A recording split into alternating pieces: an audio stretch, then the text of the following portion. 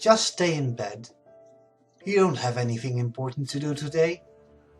Why would you put on clothes? You're not going out of the house today.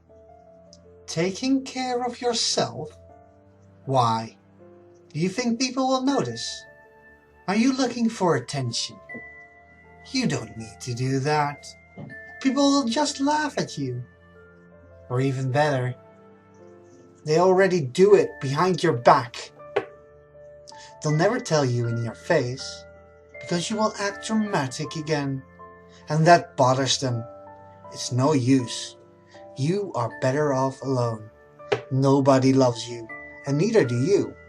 Maybe it is better to relieve the world of the burden that is you.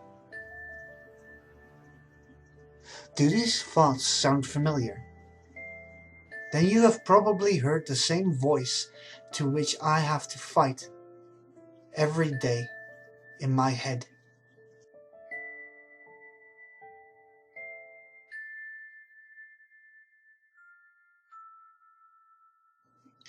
That voice is the foundation of my inferiority complex, the reason why I don't trust myself.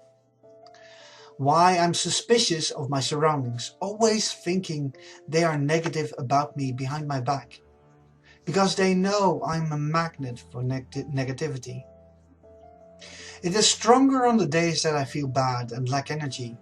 When something bad has happened, it will immediately tell me, well, now you see. Why even start trying?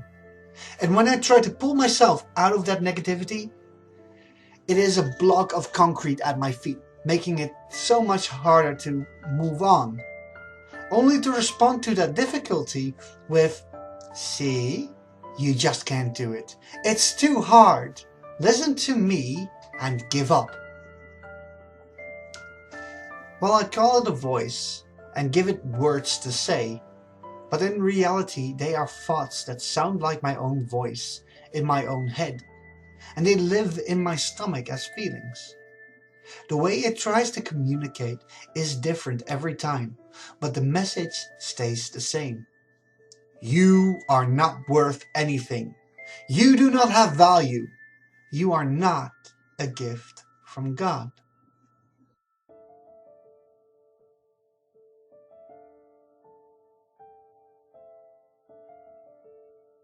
Matthijs, or Matthew, that is my name. It means gift from God. A name purposely chosen by my loving parents because of that meaning. To them, I was a gift from God. Only, I never felt that way personally. I saw myself more like a burden. I tended to make everything so much harder for everyone. For my parents, my brothers, the rest of my family, the church, school, etc.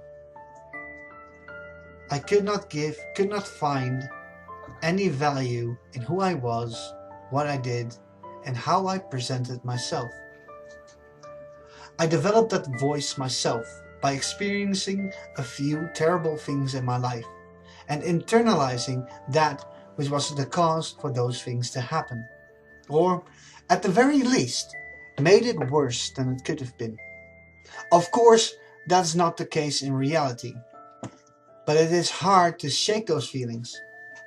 I will probably always have that voice inside of me. Try as I might to stifle it, it will always fight to be heard. Until the end of my life.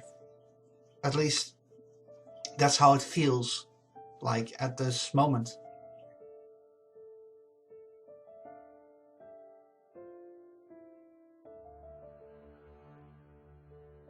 But that voice will not have the last word. I've never seen it to have that. Otherwise, I wouldn't have been able to stand here and talk to you, despite all the attempts I've made to actually get to that point.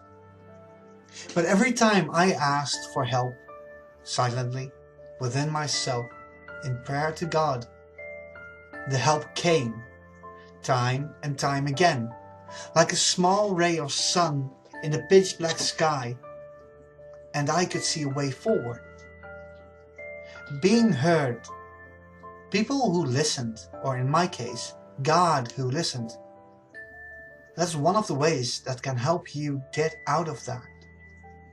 Those stifle the voice that says you are nothing. There's only one thing you need to do when you meet somebody with this voice in their head. Be sincere and encourage them. Give them compliments, because that is light in the darkness to them. And when you struggle with the same voice as I do, it is best to know that what you can do against that voice. It's a combination of asking for help. That is as easy as just saying this to your phone.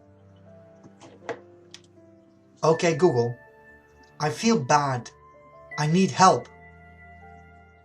And there will be options for you can choose to help you out. But also saying to yourself these simple words: I am worthy to live. Because you are. Nobody on this planet is only a burden. We all contribute to a better world. That includes you. So step out of that funk. Dare to walk on water. Ask for help and the sky will open up and shine on your face. Thank you for listening. And until the next video.